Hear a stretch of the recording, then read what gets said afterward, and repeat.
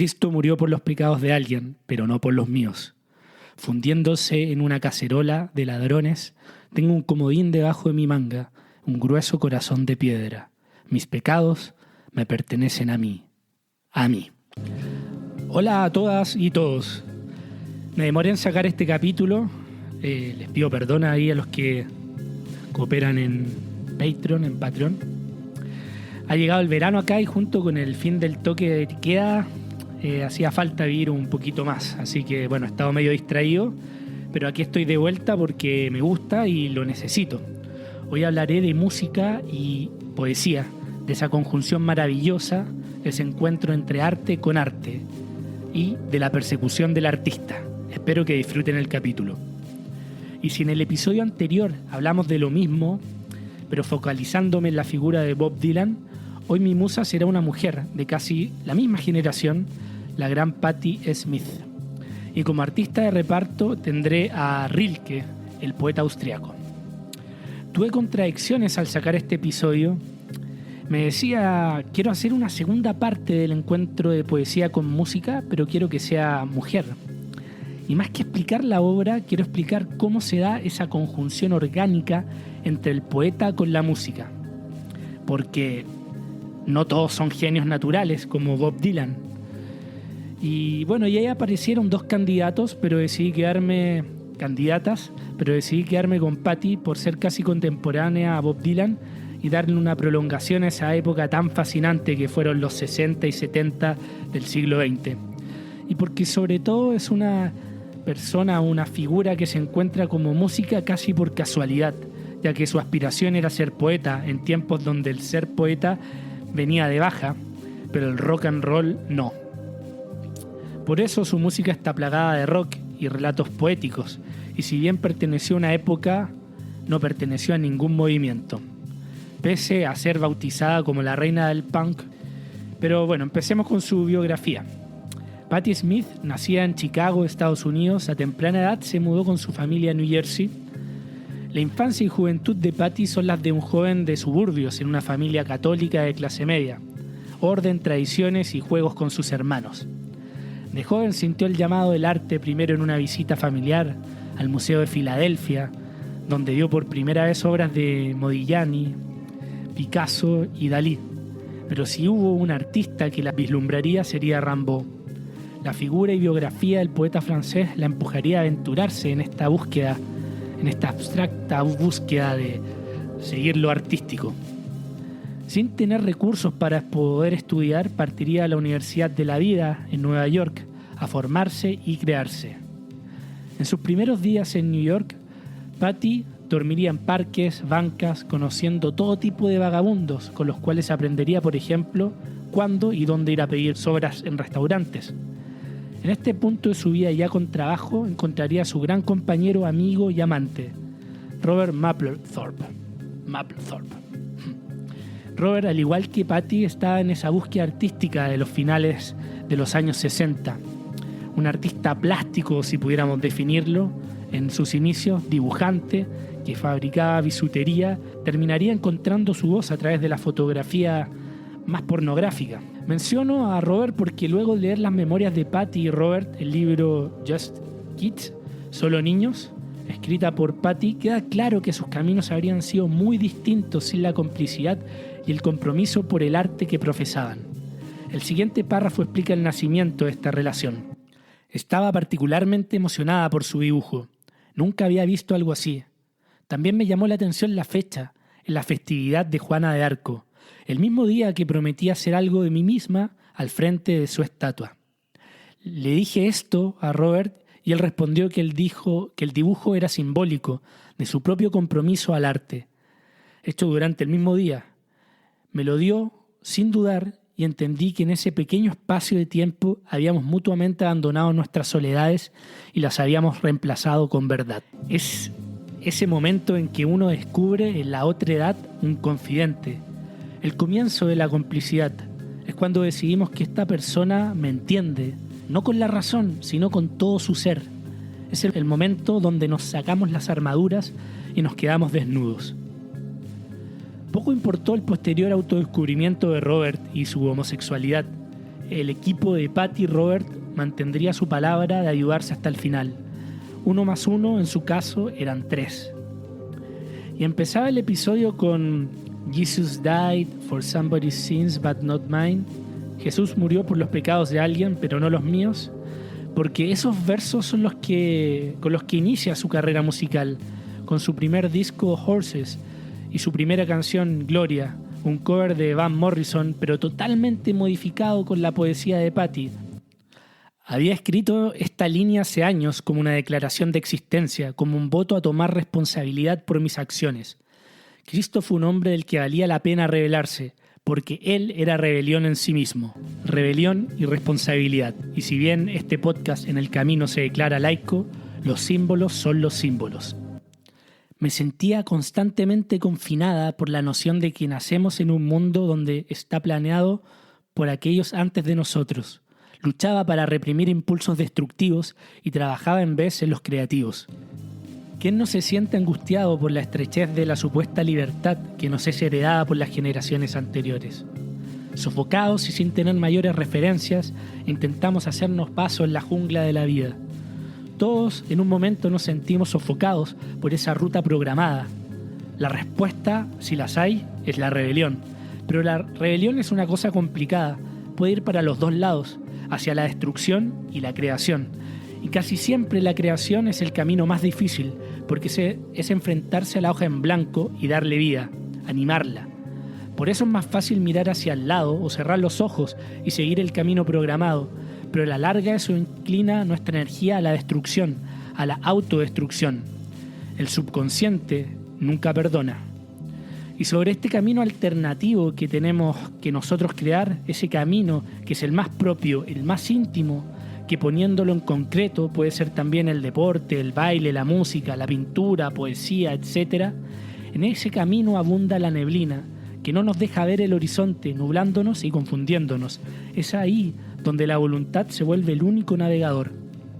En el libro Cartas a un joven poeta de Rainer Maria Rilke, el gran poeta austriaco, uno de los grandes del siglo XX, escribe en la primera correspondencia que inicia con un joven candidato a poeta lo siguiente: usted pregunta si sus versos son buenos. Me lo pregunta a mí como antes lo preguntó a otras personas. Envía sus versos a las revistas literarias, los compara con otros versos y siente inquietud cuando ciertas redacciones rechazan sus ensayos poéticos. Pues bien, ya que me permite darle un consejo, he de rogarle que renuncie a todo eso. Está usted mirando hacia afuera, y precisamente es esto lo que no debería hacer. Nadie le puede aconsejar, nadie le puede ayudar, nadie. No hay más que un remedio. Adéntrese en sí mismo. Escarbe hasta descubrir el motor que le urge a escribir. Averigüe si este impulso extiende sus raíces en lo más hondo de su alma, y procediendo a su confesión, indague y reconozca si tendría que morirse en cuanto ya no le fuese permitido escribir. Ante todo esto, pregúntese la hora más callada de su noche: ¿debo escribir? Vaya cavando y ahondando en busca de una respuesta profunda. Y si es afirmativa, si usted puede ir al encuentro de tan seria pregunta con un sí, debo, firme y sencillo, entonces conforme a esta necesidad, erija el edificio de su vida. Este librito de no más de 70 páginas se lo recomiendo a todos los aspirantes a lo que sea, a escritores, poetas, ingenieros, a lo que le quieran dedicar su vida. Son solo 10 cartas entre el maestro Rilke y un aspirante a poeta, en esos lejanos tiempos cuando la gente escribía cartas. Y retornando a Patti Smith, entre su llegada a New York a su primer disco, Horses, pasaron más de 7 años. Trabajos como mesera, librerías, combinado con actuaciones en teatro y trabajos de críticas de música, pero siempre escribiendo, siempre con el objetivo a la vista, un objetivo abstracto para los demás, pero no para ella, el ser, el devenir artista. Y un evento vital en esta conversión fue vivir en el Chelsea Hotel en Manhattan, el mítico hotel donde se alojaron Bob Dylan, Janis Joplin y Leonard Cohen, entre otras grandes figuras, y donde luego asesinarían en sus afueras a John Lennon. Un espacio de encuentro de artistas y proyectos de artistas, el lugar ideal para empaparse de la movida de la bohemia. Un día Patty, decidida a cambiar su miseria, parte con Robert y algunas pinturas para convencer al dueño del hotel que tenían lo necesario para pagar una habitación mensual y que sobre todo eran artistas con potencial. La verborrea y elocuencia de Patty con el look andrógino de Robert dieron resultado, consiguiendo la habitación más pequeña con baño compartido en el pasillo. A través de su nuevo domicilio, un mundo de contactos y experiencias se les abre. En esta etapa, Patty tiene encuentros con Janis Joplin, Jimi Hendrix y Allen Ginsberg, entre otros. Pero más que estos cruces con celebridades, es el azar de decisiones que poco a poco van construyendo su carrera. Como cuando se corta el pelo a lo Keith Richards de los Rolling Stones. Y súbitamente su nuevo look andrógino le permite iniciar una pequeña carrera como actriz de teatro, subiendo así un peldaño o varios en esta fauna extraña que son los artistas. Años después, y gracias a la red de contactos de su época en el Chelsea Hotel, es invitada a una lectura de poesía. Patty se toma en serio su primera lectura, revolucionando la escena. Ingresa un guitarrista para que le hiciera música ambiente. Lo hice por la poesía, lo hice por Rimbaud. Quería infundir las palabras con la inmediatez y frontalidad del rock and roll. La lectura fue un éxito rotundo y de golpe se encontró con ofertas de más lecturas en Boston, hasta inclusive en Londres, con publicaciones de sus poemas en revistas literarias e incluso con un libro de poemas, además de la oferta de un contrato disquero. Pero Patty, que había leído muchos poetas malditos, decide rechazar la oferta disquera. Parecía demasiado fácil, pensó. Y la vida de mis poetas, decía ella, no era así. La vida, años después, la haría más segura y encontraría una banda de música con la cual lanzaría su carrera definitivamente. Y como diría Rilke, dese siempre la razón a sí mismo y a su propio sentir. Si luego resulta que no está en lo cierto, ya se encargará el natural desarrollo de su vida interna de llevarle paulatinamente y con el tiempo hacia otros criterios. Como todo progreso, este ha de surgir desde adentro, desde lo más profundo, sin ser apremiado ni acelerado por nada. Todo está en llevar algo adentro hasta su conclusión y luego darlo a luz. Dejar que cualquier impresión, cualquier sentimiento en germen madure por entero en sí mismo.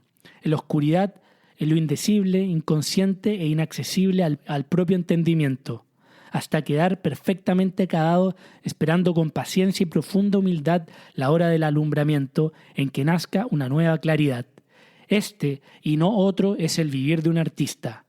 Ahí no cabe medir el tiempo. Ser artista es no calcular ni contar, sino madurar como el árbol, que no apremia su savia, mas permanece tranquilo y confiado bajo las tormentas de la primavera, sin temor a que tras ella tal vez nunca pueda llegar otro verano. A pesar de todo, el verano llega, pero solo para quienes sepan tener paciencia y vivir con ánimo tan tranquilo, sereno, anchuroso, como si ante ellos se extendiera la eternidad. Esto lo aprendo cada día, lo aprendo entre sufrimientos a los que por ello quedo agradecido. La paciencia lo es todo. La paciencia es todo, sí, pero siempre que no nos olvidamos ese deseo y objetivo sagrado. Patty no lo olvidó y siguió viviendo en New York y cultivando su arte junto a su compañero de vida Robert. Muchos le indican que tuvo suerte, que se aferró a un buen árbol en él y que tuvo suerte de estar en el Chelsea Hotel y que luego tuvo suerte de cortarse el pelo por azar a lo Keith Richards para tener un look más alternativo y andrógino, pero la verdad es que todas esas decisiones las tomó ella. David Bowie también en un par de entrevistas dijo que era gay, solo como promoción, y cultivar esa imagen icónica, pese a que muchos años después confesaría ser ni siquiera bisexual, sino hetero. Me parece que cosas de este estilo no son tan relevantes. Hay que saber aprovechar tus fortalezas en lo que sea y hacerlas jugar a favor tuyo. Además, sin contenido de calidad, ninguno de los dos, ni Patty ni David, habría llegado hasta donde llegaron.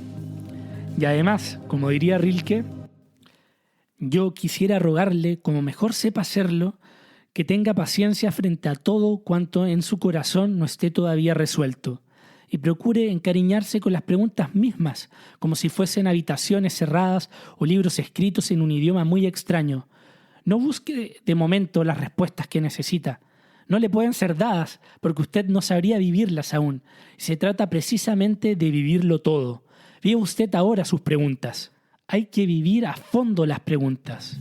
¿Existe el amor? ¿Qué harías si tus sueños se cumplen? ¿Qué harías si no? Todo esto hay que vivirlo. Más que respuestas es tomarse en serio estas preguntas en las horas más silenciosas de la noche. Esas horas donde no hay ruidos ni distracciones.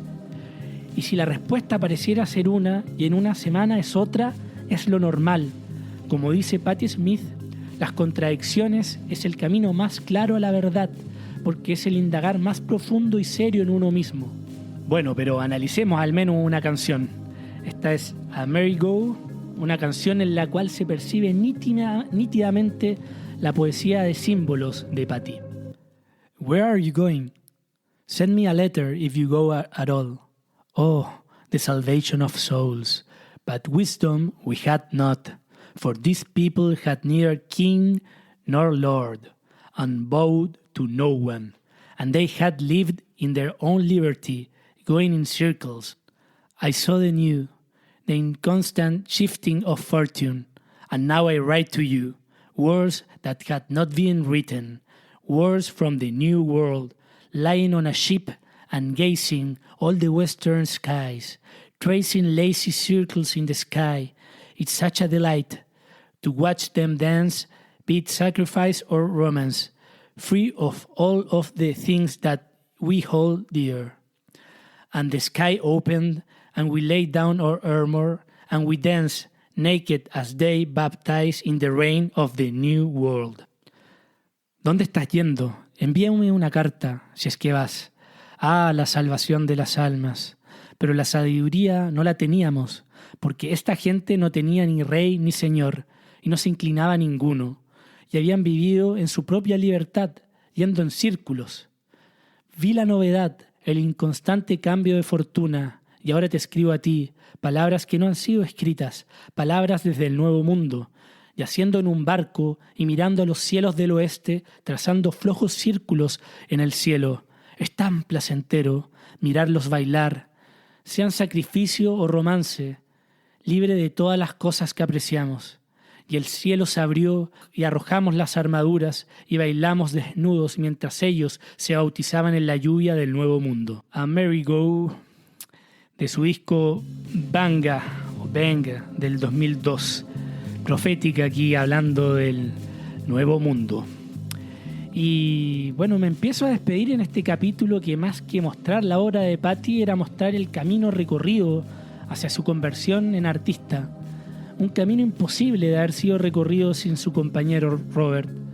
Y me termino de despedir con el gran Rilke, hablando de la relación entre hombre y mujeres. La gran renovación del mundo consistirá quizás en que el hombre y la mujer, una vez libres de todo falso sentir y de todo hastío, ya no se buscarán mutuamente como seres opuestos y contrarios, sino como hermanos y allegados, uniéndose como humanos para sobrellevar juntos con seriedad, sencillez y paciencia el arduo sexo que les ha sido impuesto.